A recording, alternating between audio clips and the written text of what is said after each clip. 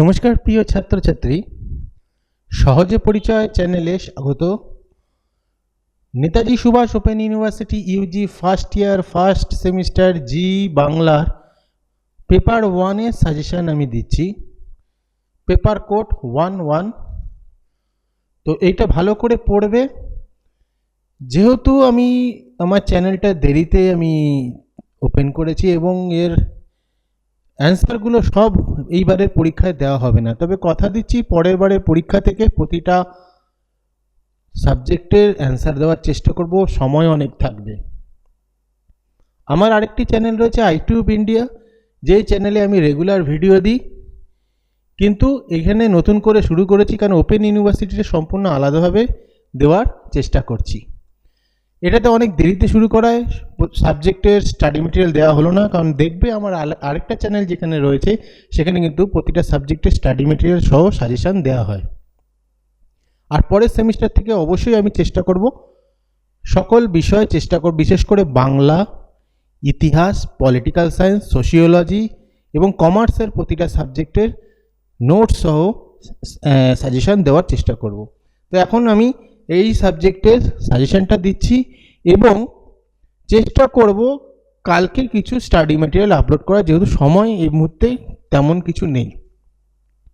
তো গুরুত্বপূর্ণ প্রশ্নগুলি হলো: আধুনিক বাংলার রাজনৈতিক ইতিহাস বর্ণনা করো, চৈতন্যদেবের সময়কালে বাংলার ভক্তি আন্দোলনের স্বরূপ আলোচনা করো, দুই মহাযুদ্ধের অভিঘাত কিভাবে বাঙালির জীবনে পড়েছিল তার সংক্ষিপ্ত পরিচয় দাও, নকশাল আন্দোলনের পটভূমি সম্পর্কে সংক্ষেপে উল্লেখ করো, এটা টিকা হিসাবেও আসতে পারে, প্রাক আধুনিক বাংলার সমাজ কাঠামো সম্পর্কে ধারণা দাও, প্রাচীন ও মধ্যযুগের রাজনৈতিক ইতিহাসের পরিচয় দাও, প্রাচীন বাংলার অর্থনীতি সম্পর্কে তোমাদের ধারণা ব্যক্ত করো, বাংলা সাহিত্যে দেশভাগের প্রভাব বিষয়ে আলোচনা করো, বাংলা সাহিত্যে শ্রী চৈতন্যদেবের প্রভাব সম্পর্কে আলোচনা করো।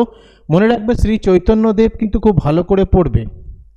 বাংলার সমাজে বৌদ্ধ ধর্ম কিভাবে বিকাশ লাভ করেছিল তা আলোচনা করো, বাংলায় বৈষ্ণব ধর্ম বিষয়ে আলোচনা করো, বাংলার ভৌগোলিক পরিবেশ বর্ণনা করো, বাংলার সমাজ ও সংস্কৃতিতে শ্রী চৈতন্যদেবের প্রভাব সম্পর্কে লেখো।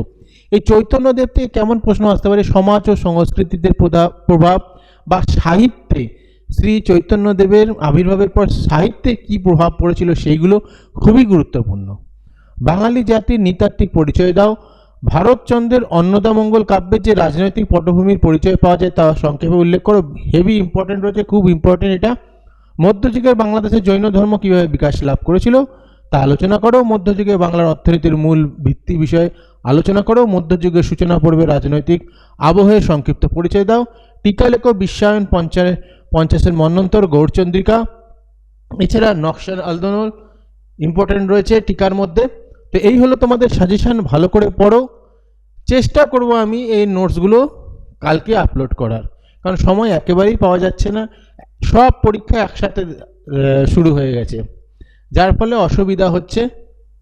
যাই হোক, এবারে পরীক্ষায় আমি অতটা সাহায্য তোমাদের করতে পারলাম না। পরের বার থেকে প্রথম থেকে স্টাডি মেটেরিয়াল দেওয়া হবে এবং শেষে গিয়ে সাজেশন দেওয়া হবে, কারণ স্টাডি মেটেরিয়াল যেগুলো দেবো পড়তে থাকবে, কারণ বইতে যেগুলো তোমাদের রয়েছে সেগুলো পড়ে হয়তো ভালো নাম্বার আসবে না, কারণ তার থেকে তোমাকে নোটস তৈরি করে পরীক্ষায় প্রশ্ন অনুযায়ী সেভাবে অ্যান্সার তোমাকে করতে হবে প্রশ্নের মান অনুযায়ী। যাই হোক, ভিডিওটা ভালো লাগলে লাইক কমেন্ট শেয়ার করে দিও।